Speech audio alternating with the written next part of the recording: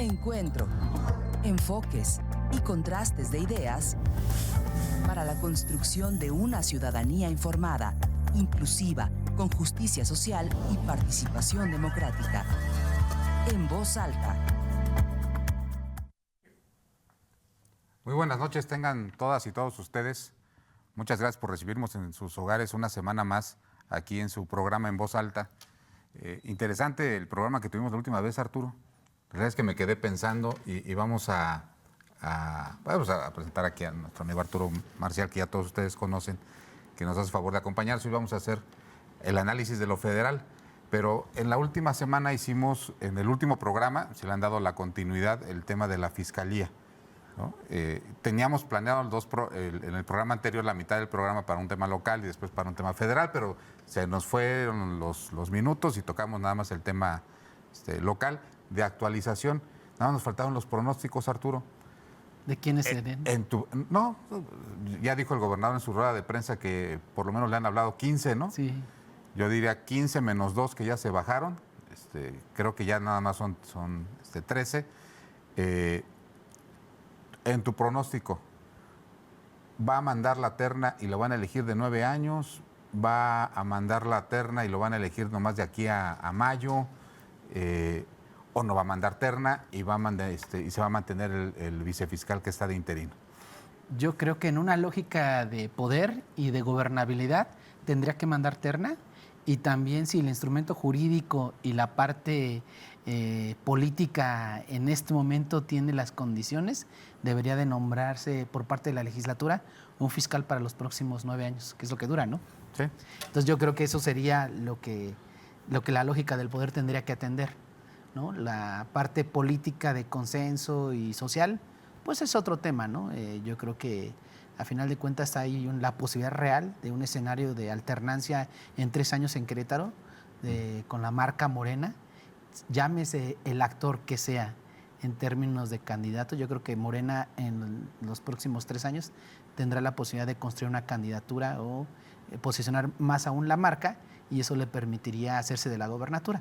Entonces, me parece que sería un desacierto político no nombrar un fiscal. Yo creo que tendríamos que estar atentos y sobre todo también ver la parte legal, ¿no? Porque yo no soy especialista, pero entiendo que da para poder hacerlo. Y bueno, pues ahí terminamos el tema. Yo estuve estudiando a detenimiento la norma. Me parece que no es digamos que no es el tema del día de hoy y a lo mejor no es el foro, pero creo que la norma da para poder nombrar un interino, aunque no lo dice de esa forma la ley.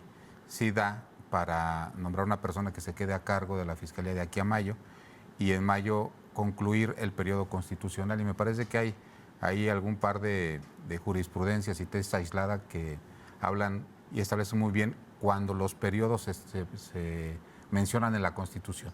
Oye, pero en la ley sí da para nombrar al nuevo, ¿o no?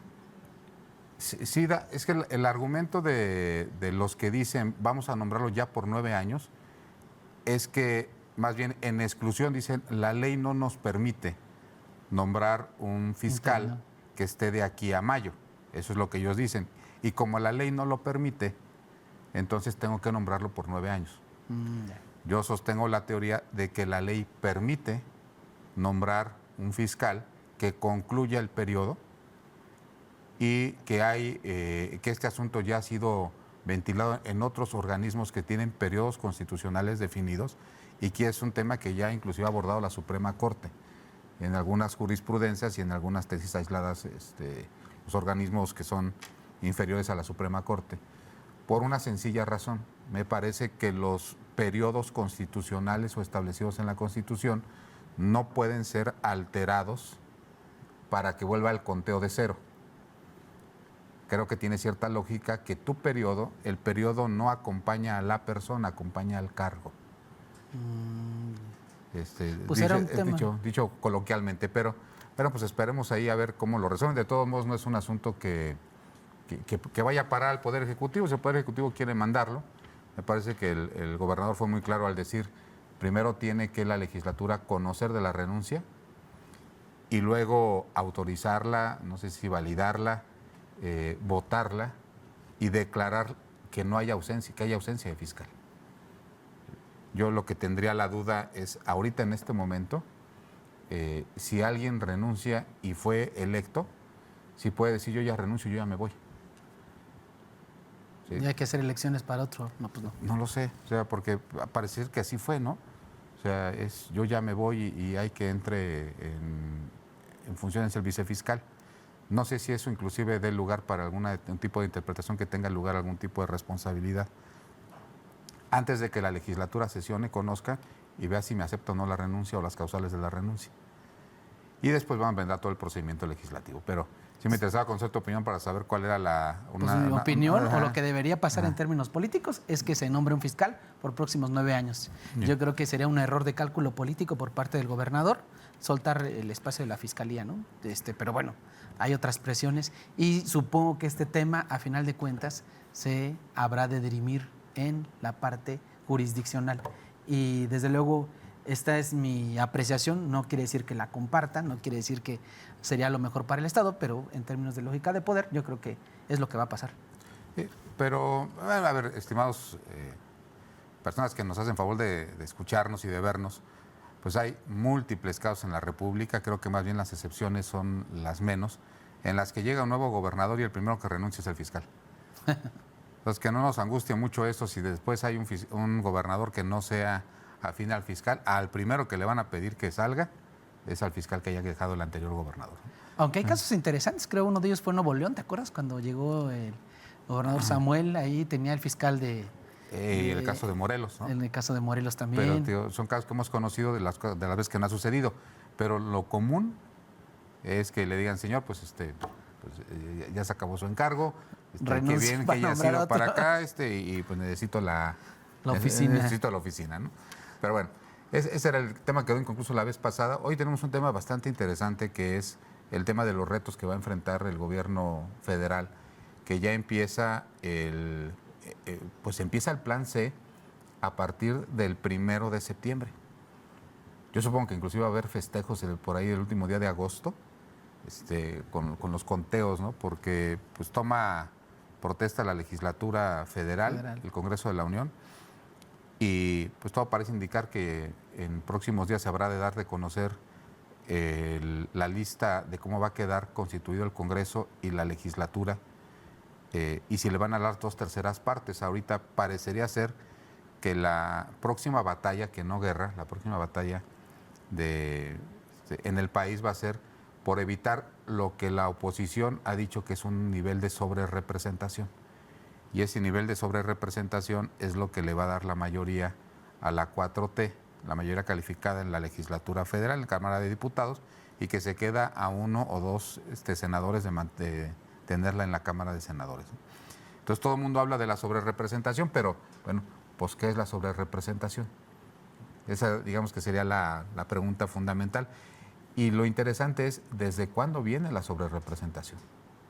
Sí. Y lo hemos visto aquí en otros programas, pues la sobrerepresentación de inicio, Arturo, viene con Reyes Heroles, ¿no? Del 79, creo, en esa famosa reforma político-electoral con los diputados de partido. Los diputados de partido, ahí empiezan el tema de los plurinominales, y después empiezan a notarse fisuras en el sistema de elección, en donde dicen, bueno, pues si los que ganan no tienen la representación de la Cámara a la que llegan.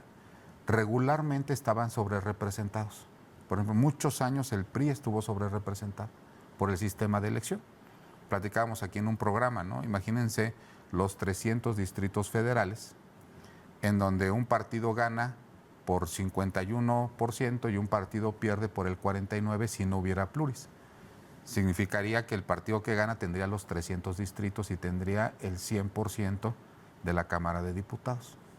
Y el partido que obtuvo el 49% en todos los distritos no tendría ni uno, ¿no? Lo cual sería muy malo para la pluralidad y la representación social. Entonces determinamos aquí que los pluris, Arturo, eran un mecanismo de corrección de un sistema imperfecto que es el sistema uninominal de elección de diputados. Pero aún con esas imperfecciones, es posible que los partidos, desde hace décadas, llegaran a sobrerepresentarse los partidos. Entonces se modificó la Constitución y dijeron, ningún partido puede estar sobrerepresentado o subrepresentado más o menos el 8%. Y le pusieron Un candadito. Un candadito. Y todos los partidos estuvieron de acuerdo. Dijeron, bueno, pues en el futuro, presente y futuro, nadie puede tener más del 8% de los votos que tuvo en las urnas de posiciones en las cámaras. ¿Y qué fue lo que pasó? Que se hizo para partidos políticos, pero vinieron el tema de las coaliciones y de las candidaturas comunes. Y entonces ahora cuando se le da el tratamiento a Morena, Verde, PT como partidos individuales, cada uno puede estar sobre representado hasta el 8%. Lo cual ya sumándolos. Ya sumándolos da una sobre representación del 20%. Entonces ahí es donde está el asunto, digamos que de fondo. O sea, cómo los tres juntos tienen una sobrerepresentación del 20%, pero ninguno sobrepasa la sobrerepresentación del 8%.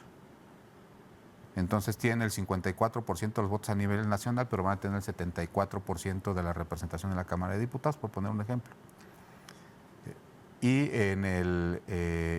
y la oposición pues, está al revés, ¿no? Tuvo cerca del 45% de la votación, pero va a tener el 20 y tantos % de la representación. Entonces esa batalla va a estar ahí. Hemos estado escuchando voces diferentes, pero parecería, no sé tu opinión, que algo que se tomó hace muchos años, que los partidos estaban de acuerdo, parecería que al que ya no le conviene es el que dice, no, creo que eso está mal, ¿no? Sí, yo creo que mire, el contexto de las reformas político-electorales siempre son, digamos, a toro pasado, ¿no? Como se entiende coloquialmente, pues las elecciones nos van dejando experiencias que de alguna forma buscan perfeccionar los mecanismos de representación política en este país. Cada reforma electoral ha sido una intención de democratizar más el sistema político electoral, una intención de guardar más los equilibrios y sobre todo la representación. Yo creo que atendiendo el antecedente histórico con Reyes Heroles, pues era claro que antes que existieran los diputados de partido, que son el antecedente de los diputados que hoy tenemos de plurinominales, pues se buscaba que hubiese representación de una parte de la sociedad que no tenía voz en los órganos institucionales formales como son las cámaras de diputados o senadores, ¿no? O las cámaras locales. Entonces se establecía, bueno, a ver, si un partido ganó con el 50%, como tú decías, y hay un 51% y un 49%, queda fuera la gente que otorgó su voto a esos representantes, a ese partido con el 49%. ¿Qué hacemos con esa visión de la sociedad? Necesitamos enriquecer, entonces por eso nacen los diputados de partido, Carlos. Y luego viene el antecedente de los diputados de representación proporcional, que viene ya todo un mecanismo que es un poco más complejo, pero que de alguna otra forma buscaba también establecer que los diputados, los partidos que no ganasen en los diferentes distritos, pues tuvieran representación, es decir, que usted o yo, que a lo mejor no creemos en las políticas públicas o en la plataforma político-electoral de un partido, como es el partido que está hoy en el gobierno, a lo mejor, pues tengamos alguien que lleve nuestra voz a los órganos de máxima representación. Entonces, ese fue el origen. Desafortunadamente se ha pervertido y esa figura de diputados plurinominales, pues bueno, se ha usado para que las élites de los partidos políticos pues pongan ahí a sus parientes, a sus allegados, y no pongan a la gente que realmente pues, lo merece, ¿no? En Querétaro se ha avanzado un poco. Ahora hay esta figura de el mejor perdedor y que entra en la lista para los plurinominales, ¿no? Que eso ya es un avance, yo creo que es importante rescatarlo. Entonces, si me lo preguntas a mí, Carlos, por ejemplo, esta parte de los diputados de representación proporcional deberían de existir, solo hay que regularla más y buscar mecanismos legales y prácticas políticas en los partidos políticos para que sí tengan representación en la sociedad la gente que no alcanza a tenerla a través de su candidato o candidata que no gana una elección. Entonces, yo creo que ese será uno de los primeros retos en materia política de este nuevo gobierno, va a ser esta parte, ¿no? De la conformación de los órganos de Estado, de la conformación de los poderes, en este caso el poder legislativo, porque sí está la propuesta. A lo mejor nos suena muy bien para mí, para ti, o sea, esa lógica también es buena, ¿no? Dice, a ver, eso se rompe con lo que le llaman los teóricos de los sistemas políticos, entonces, representación pura, ¿no? Y esta parte de representación pura es, digamos, el equivalente, si un partido obtiene el 50% de los votos, tiene el 50% de los curules. Si el partido C tiene el 20%, tiene el 20%. Si el partido B el 30%, el 30%. Entonces, esa es una representación pura y podría ser, ahí ya usted no votaría por un candidato a su distrito, sino votaría por listas y votaría en el sentido de su voto, ¿no? Entonces, decir, aquí en Querétaro votamos por tantos por el PAN, tantos por el PRD, y a lo mejor ya no tendría sentido el tema de los distritos, sino más bien un tema de lista estatal. De lista estatal. Pero fíjate, hablando de sobrerepresentación, ¿no? A veces parece que tenemos memoria corta, ¿no? En el caso de Querétaro, este mismo 8% fue lo que le permitió a Acción Nacional tener hoy la mayoría calificada, porque tiene 14 diputados azules y 3 que mandó por Querétaro Independiente, que son azules. Claro. Claramente azules, prácticamente militantes y que fueron en la votación inmediata anterior como azules. Entonces, construye una mayoría calificada de 17 personas. Entonces, ¿cómo tienes el 66, casi el 70% de la representación en la Cámara de Diputados si nada más tuviste cerca del 50% de los votos? En el caso de la legislatura actual. Pero fíjate, en el caso de los ayuntamientos, este tema de la sobrerepresentación es algo bien curioso, porque como ya estamos acostumbrados a vivir con ello, ya no lo vemos como un acto, como diríamos, como dijo la oposición, de agandalle, ¿no? Xóchitl Gálvez hace un par de días, ¿no? Es un acto de agandalle. Cuando tú votaste, o tú votas por, bueno, tú votas en Tequisquiapan, pero yo voté aquí en Querétaro. Cuando tú votas por el presidente municipal, la fórmula del ayuntamiento, le estás dando, de los 16 espacios que tiene el ayuntamiento, le estás dando 10 espacios a la persona por la que votaste. O sea, un presidente municipal, 2 síndicos y 7 regidores. Del total de los integrantes del ayuntamiento, que son 16, eso es más o menos como el 68%. Lo cual garantiza gobernabilidad. Garantiza gobernabilidad. Pero en este caso, la fórmula de Acción Nacional, PRI-PRD, en el caso del municipio de Querétaro, no tuvo más del 45% de los votos. Entonces, ¿cómo es posible que casi llega al 70% de la representación del ayuntamiento, teniendo solamente el 45%? Por estas fórmulas. Porque el sistema político mexicano está, como tú bien señalabas, no tanto para diseñar organismos colegiados puros, en donde cada quien llegue con un número de integrantes que represente casi con exactitud el número de votos que tuvo. Le diste al punto clave. El sistema político mexicano está diseñado para generar mayorías, aunque no representen la voluntad popular, que generen gobernabilidad. Claro. Recuerda que el antecedente histórico de este sistema político es la Revolución Mexicana. Desde luego, la gente que nos podrá estar escuchando y viendo, pues recordará que pues, la Revolución Mexicana era una lucha de muchas partes, y lo que se buscaba a través de la institucionalización de los procesos político-electorales era eso, generar gobernabilidad, porque éramos un país en el siglo pasado pues muy fragmentado y muy dividido, donde había regiones ya casi independientes, ¿no? Caudillos y demás. Entonces, yo creo que esa es la razón de que el sistema político haya sido diseñado. Ahora, ¿qué tanta funcionalidad tiene actualmente? Bueno, ya es otro tema. Eso ya es otro tema. Quizá el modelo está agotado. En otras latitudes, en otros estados de la República, se vota, en el caso de los ayuntamientos, por listas y regidores. O sea, acá te pondrían al presidente municipal y solito. Tú votas por él, y si llega con el 40% de los votos, pues le dan el 40% de los regidores. O sea, es un sistema más puro, más tipo parlamentario, ¿no? Y eso yo creo que hacia allá tendrá que evolucionar en el caso del proceso electoral de Querétaro, ¿no? Hay otros municipios de otros estados en donde los regidores tienen un territorio. O sea, se asimilan a votar por tu regidor de acuerdo a una situación territorial, no como aquí, que es una planilla y entonces todos son de todo el municipio.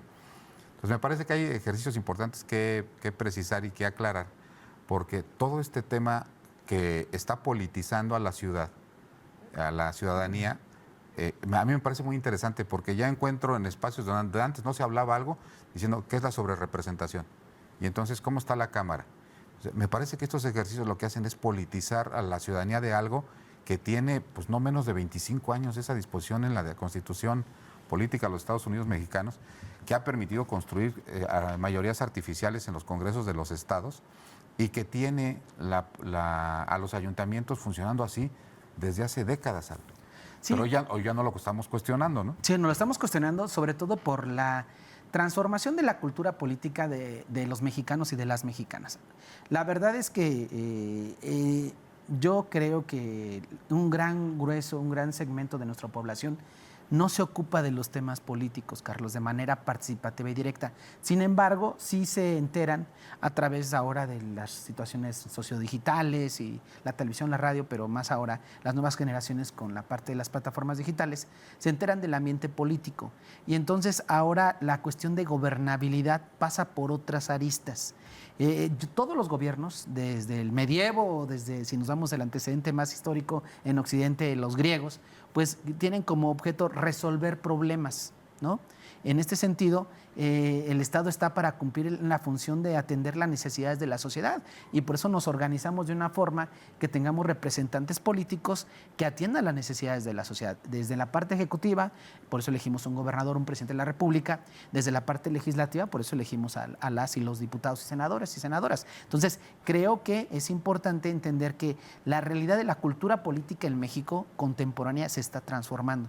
Y es así donde entra el tema de debatir qué tan importante es tener como primicia la gobernabilidad. Entonces, ¿será un reto? El primer reto sí que yo veo interesante para el gobierno federal de Claudia Sheinbaum es entender y leer bien a la sociedad para saber por dónde van los caminos, ¿no? Hay gente, yo recuerdo mucho que escuché una vez a este hombre, se me fue el nombre, todo un doctor en materia política, que fue presidente del Congreso, que era amigo de AMLO y luego ya no.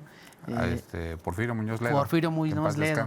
Yo sí, en paz descanse, lo escuché en una conferencia en el Viejo Mundo y alguien le dijo, oiga, en su país, en México, están preparados para votar por no sé qué, mecanismos traían novedosos por ahí. Y recuerdo bien lo que dijo, ¿no? Nunca se está preparado para nada. La primera posibilidad de una transformación consiste en aventarla. Entonces yo creo que este argumento que tienen algunas personas de no, es que en México no estamos preparados porque el pueblo no atiende la política. No, pues hay que entrarle para que el pueblo atienda la política, ¿no? Es muy cómodo para los políticos y las políticas, pues que la gente esté en otros temas y pues así no se ocupa de lo público, que todos deberíamos de ocuparnos de lo público, porque si es una decisión que nos afecta a todos deberíamos de estar involucrados en esa decisión. Y la manera en la cual nos involucramos es a través de la política, a través de estos órganos, como son el Poder Legislativo. Entonces, yo creo que esa es la parte que hay que entender, que ahora la nueva dinámica social involucra nuevos modelos de sistema político. Y yo, la verdad, creo que va a ser interesante. En ese sí yo estoy, digamos, en una cuestión ya postura, Arturo, como pues yo creo que sí me parece más novedoso la parte de ver cómo viene la representación. El de los jueces igual no lo comparto tanto, pero en la parte de la representación de las cámaras de diputados y senadores me parece que sería una muy buena apuesta. Pero fíjate lo que sería un buen experimento. Y yo me pronunciaría y a lo mejor es el primer lugar en donde lo digo en público, ¿no? Pero de inicio a mí me gustaría ver un ejercicio bastante similar de este tipo de democracia, me gustaría verlo en un experimento real, aplicable, en mi universidad. Fíjate cómo está construido el sistema político universitario, ¿no? Con una regla del sistema, es no empates todo. ¿Sí? Cosa que eso ya lo superamos a nivel federal desde hace unos 30 años. A nivel federal, en unos lugares se elegía presidente de la República y luego la mayoría de las elecciones de gobernador estaban fuera del día de la elección de la presidencia de la República. Y luego los congresos de los estados estaban fuera de la elección del gobernador y las presidencias municipales estaban fuera de la elección de los diputados. Entonces, es un sistema, digamos que degradado para darle control al Ejecutivo y la injerencia sobre los demás procesos. Ahora que va a estar en debate ahora en un congreso de 4T, la ley orgánica de la universidad, sería interesante explorar que la elección de rectoría, la elección de directores y la elección de consejeros universitarios no fuera por separado. ¿Pero por qué dices que separados? ¿No es separada? ¿Se hacen en el mismo tiempo? ¿O a qué te refieres? No, porque eliges rector en noviembre. Sí. Y luego eliges directores En mayo. En mayo. Ujú. Y en esta semana se están eligiendo los consejeros universitarios. Ya te entendí, en las fechas. Entonces, ¿por qué no todo elegirlo en noviembre? ¿Por qué no darle a la oportunidad al estudiante y al maestro de no nada más una boleta, sino 3? Y de una vez empátale directores con rector y empátale consejeros, para evitar este sistema de control político de que el que es el de más alto rango impacte o participe en los procesos electorales siguientes, como sucedía en la federación. Te voy a mencionar el estado de Hidalgo. El estado de Hidalgo cada año tenía elecciones. Una de gobernador, otra de presidentes municipales, diputados locales, presidente de la República, Congreso de la Unión, y otra vez empezaba diputados locales, presidentes municipales, hasta que hubo una gran reforma constitucional que dijo, no señores, todos en la misma fecha, para eliminar ese tema de control, ¿no? Entonces, me parece que aquí podría ser un ejercicio bastante interesante, en donde podríamos decir, bueno, si como universitario estamos hablando de lo que debería de ser En el gobierno federal, voltemos primero a la casa. Pues veamos formas más democráticas de hacerlo, porque hoy en serio están reunidos en toda esta semana, reúnen a los docentes, a los que vayan, ¿sí? Y es así esa votación a mano alzada, ¿no? Y los estudiantes hacen lo propio, y los directores se eligieron por urnas hace un par de meses, y la rectoría en noviembre del año pasado. Sí, yo creo que es interesante la reflexión de pasar del análisis federal al más cercano, que es el de casa.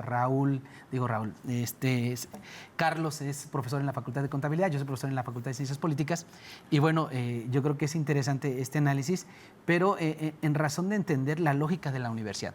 Para darles un poco de contexto a nuestra audiencia, vale la pena decir que la Universidad Autónoma de Querétaro es de las pocas universidades en la cual sus comunidades, es decir, sus docentes y sus alumnos, pueden elegir a sus autoridades. Gran parte del término autonomía, es decir, de la concepción de autonomía, se refiere a la autonomía que tenemos para elegir a nuestras autoridades. Entonces, en nuestra universidad, sí es cierto, tenemos un sistema político electoral que a lo mejor vale la pena meterse y someterlo a análisis. En esta primera parte de las fechas podría ser, yo no lo vería mal. En otros temas, pues habría que elaborarlo, porque hay universidades, fíjese usted, que se eligen por junta de gobierno. Y ahí, ¿cuál proceso democrático, no?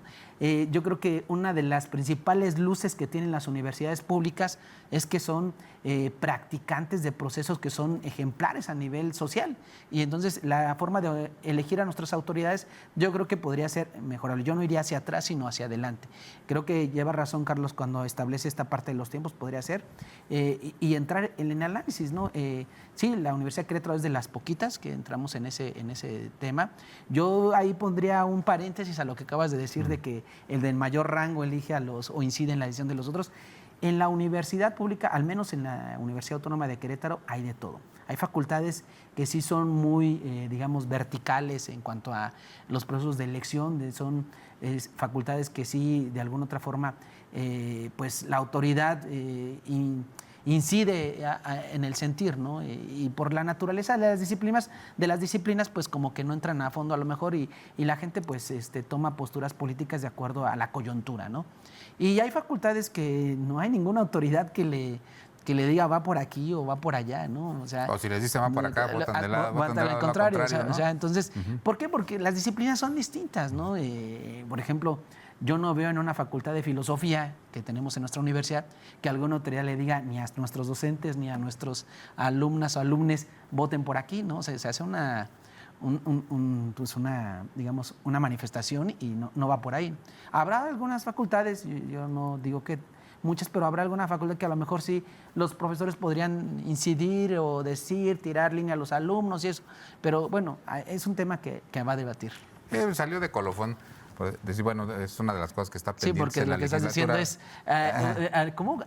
Oscuridad en tu casa, candil de la calle. Oscuridad en tu casa. Sobre todo porque pues, ahorita por lo menos en el próximo año va a estar en ciernes también la discusión de la ley orgánica municipal y todas estas figuras democráticas que pueden ser insertas en la nueva ley, ¿no? Yo no la he visto, creo que nadie la ha visto, pero sería interesante saber si este sistema en el cual se elige a través porque la ley sigue diciendo que se elige a través del Consejo Universitario y es un acuerdo político lo que hace las consultas populares, ¿no? Es el estatuto.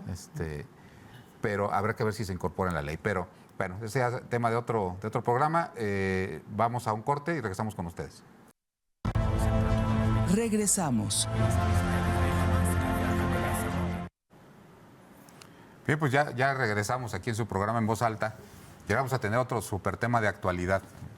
A ver, los detractores del sistema y los aplaudidores del sistema tenían un superindicador, ¿no? Que inclusive así le pusieron, el superpeso.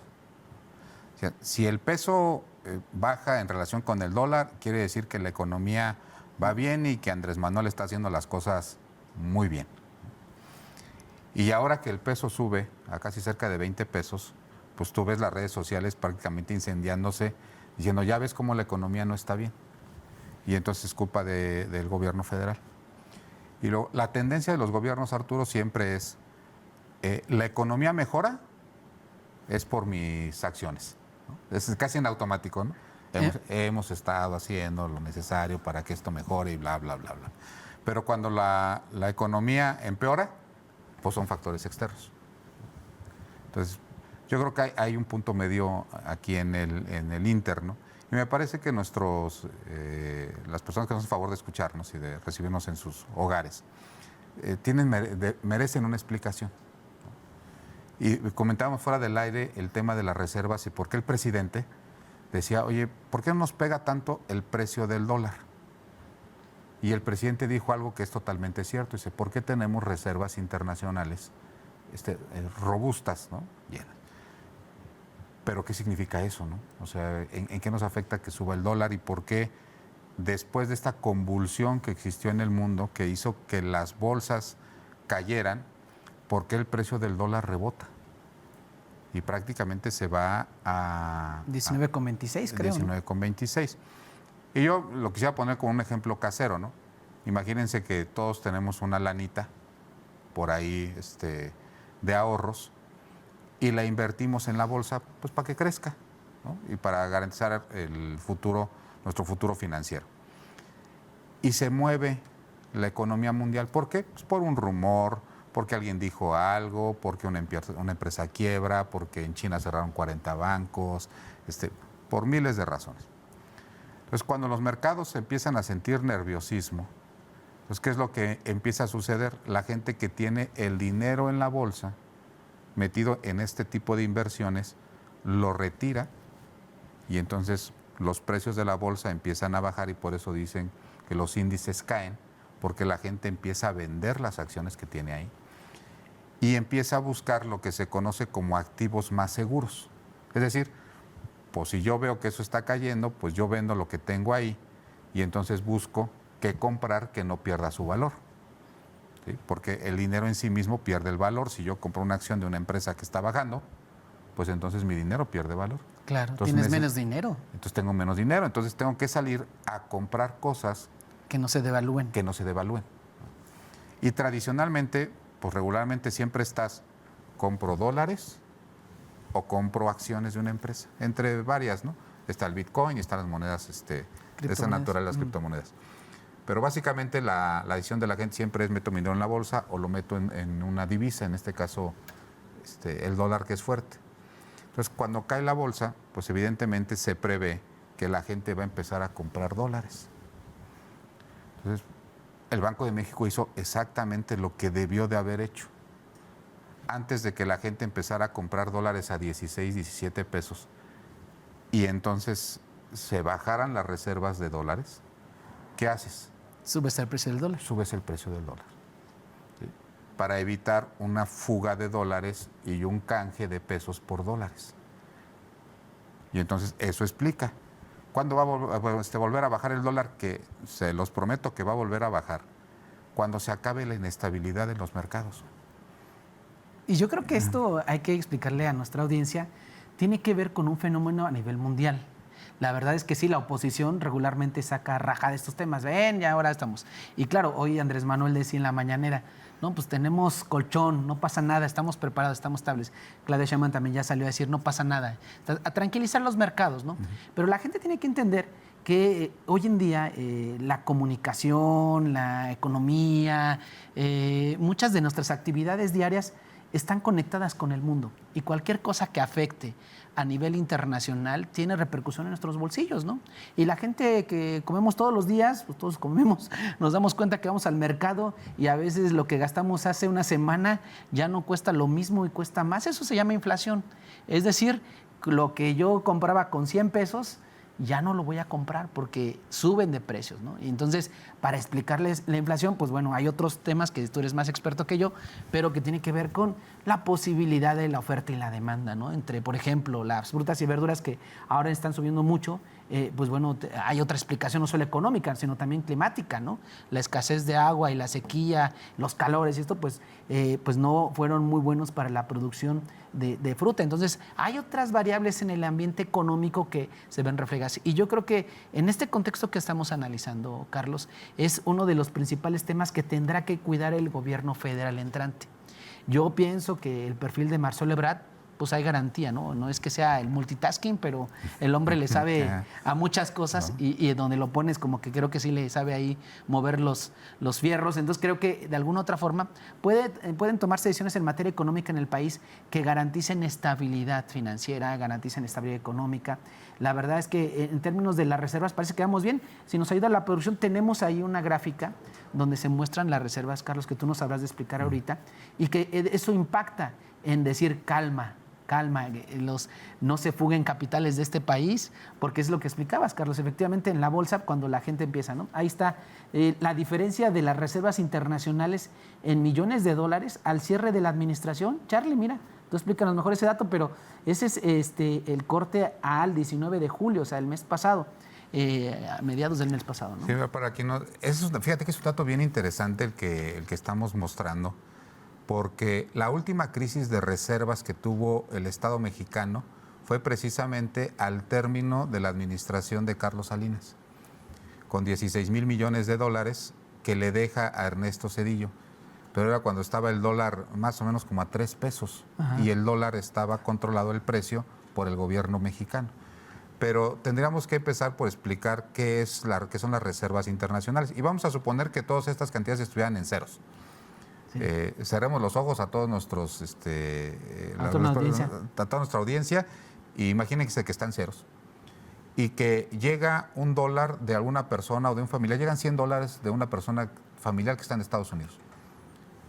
Entonces, esos $100 no son, el dólar no es la moneda de curso legal en el país.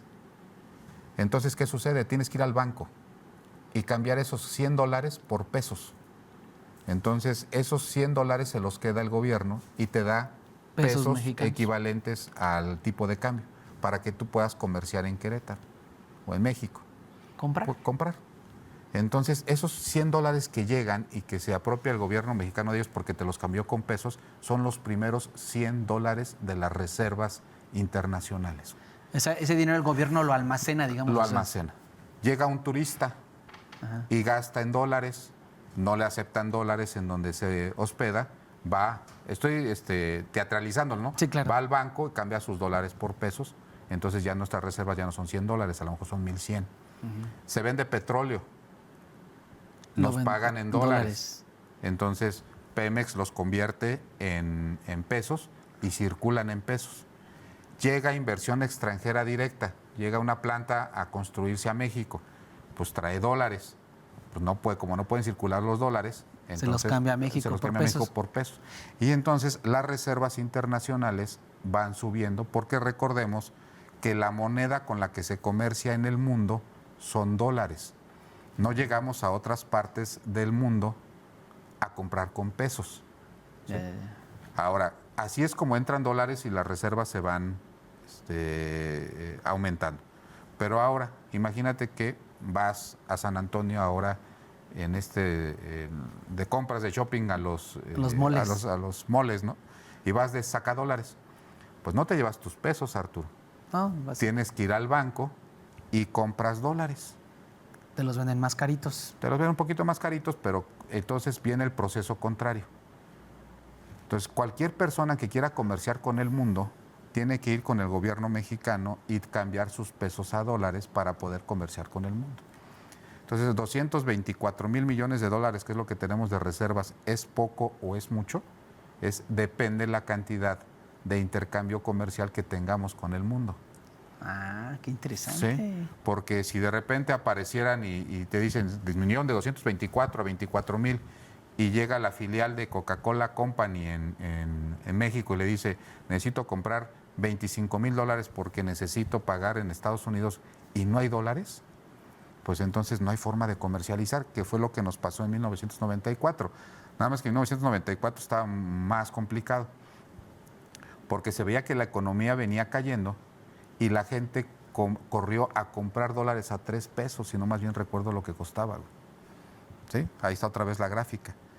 Entonces, ¿qué pasó con estos 16,221 millones de dólares? Lo compró la gente barato, porque aparte la gente, las empresas tenían deuda en dólares. Entonces, cuando se corrió el rumor, el dólar va a subir.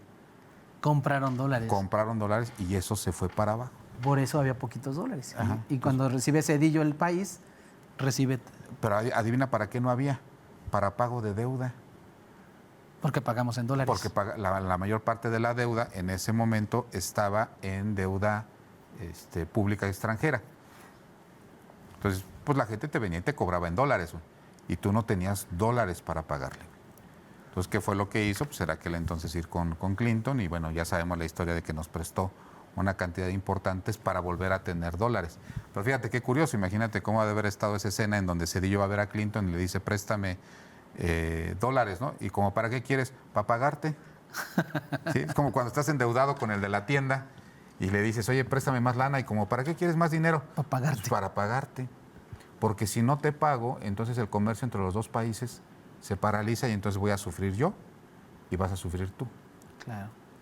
Desde el 94, 95 no tenemos una crisis de reserva, porque si tú la ves, la gráfica va a un aumento.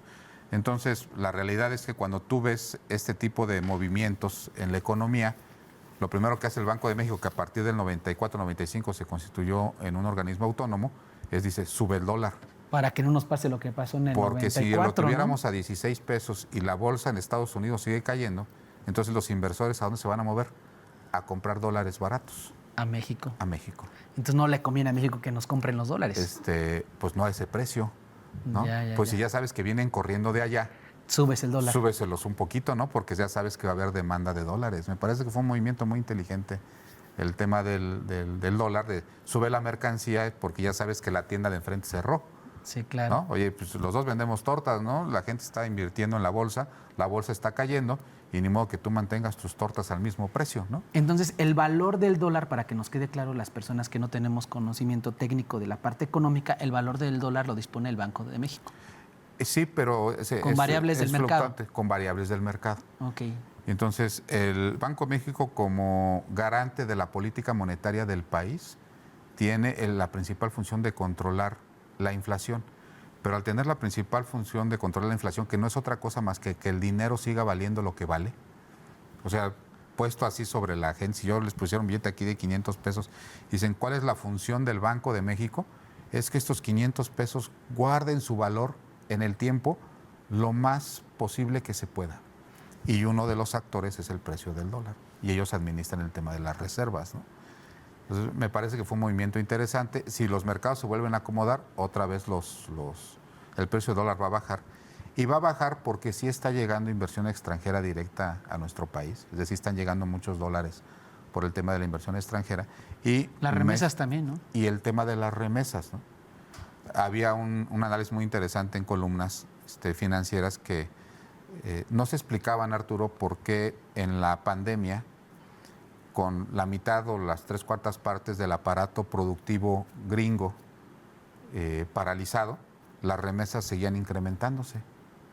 Dice, pues ¿de dónde salen los dólares que se mandan de Estados Unidos a México si se está paralizando el asunto, ¿no? Claro. Y entonces, la explicación era muy sencilla, antes se mandaban en efectivo. Y con la pandemia, al cerrar las fronteras, se tuvo que recurrir al sistema financiero internacional, y entonces se regularizó lo que no estaba regularizado. Entonces, me parece que ahí hubo un asunto bastante interesante del incremento de las remesas, de la inversión extranjera, del turismo, Ha habido un incremento del dinero que llega dólares a través del turismo y eso hace que la fortaleza de las remesas sea eso.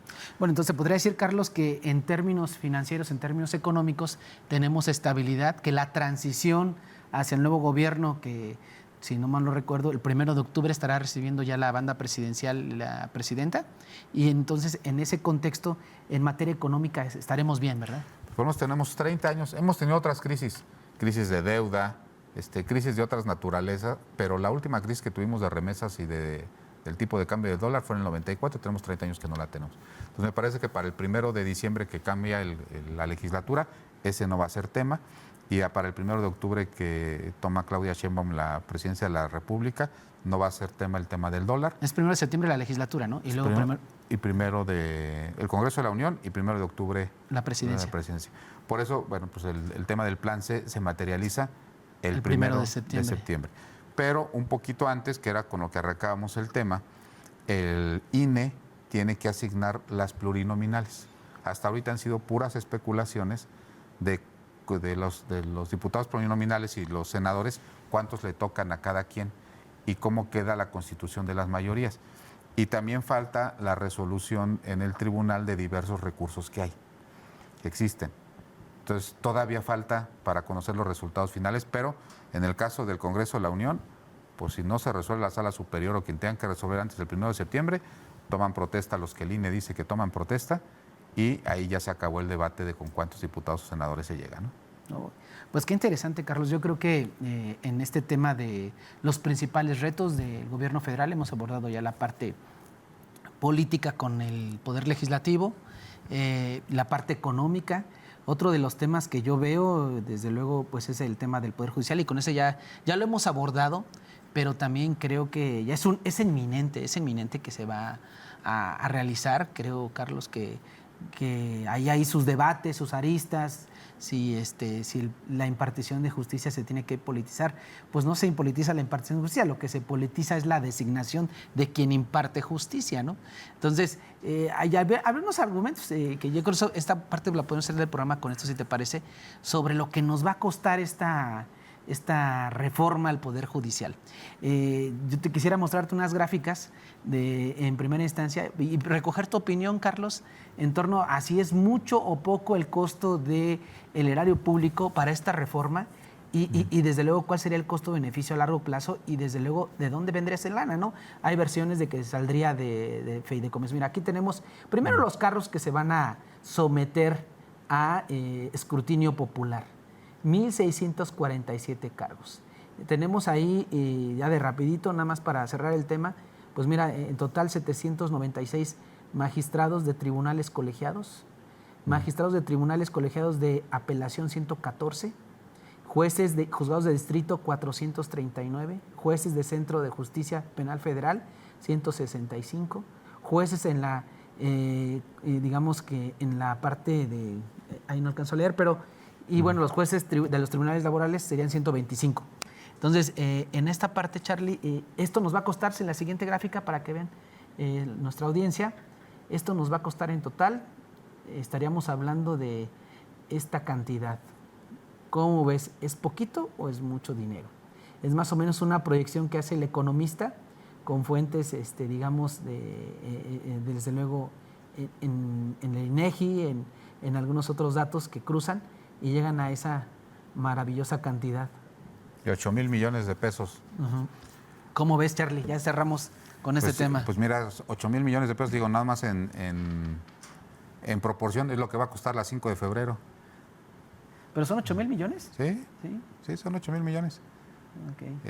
La realidad es que si tú me dices, oye, cuesta lo mismo que construir una calle de 5 kilómetros, mejorar el sistema de justicia. No sé si la producción nos puede proyectar bien el dato, es lo más chica la imagen, pero esa cantidad es ahí está, mira, 2, 4,000, 2,000, 8,000, 54 millones. Sí, 8,000, 54. Con 13,601 ¿Cuánto pesos. costó la 5 de febrero? Pues estimaciones bajas la sitúan en 7,000. 7,000. Entonces, o sea, si fueras al supermercado, tú dijeras, bueno, compro una calle de 7,000 millones de pesos o mejoro el sistema de justicia, Me parece que la decisión es clara. Es clara. No, pues nos acabas de ilustrar. ya, o sea, nos va a costar unas 5 de febrero. Unas 5 de febrero, nada más. Reformar el Poder Judicial a nivel nacional. Me parece que no hay comparación, ¿no? No hay comparación. Perdón por la comparación de esta naturaleza. Sí, y fíjate que va a ser un dato interesante antes del tema del siguiente programa, porque vamos a ver ahorita estrenándose al secretario de Seguridad Pública Federal, a Omar García, y vamos a ver si intenta hacer lo que en otros lados existe como el mando único de facto, que no es otra cosa más que llamarle a los gobernadores y decirles: yo pongo ahí al de tu policía. Yo pongo al de tu policía y yo pongo a tu fiscal. Esa no la vi venir, el caso de la fiscal.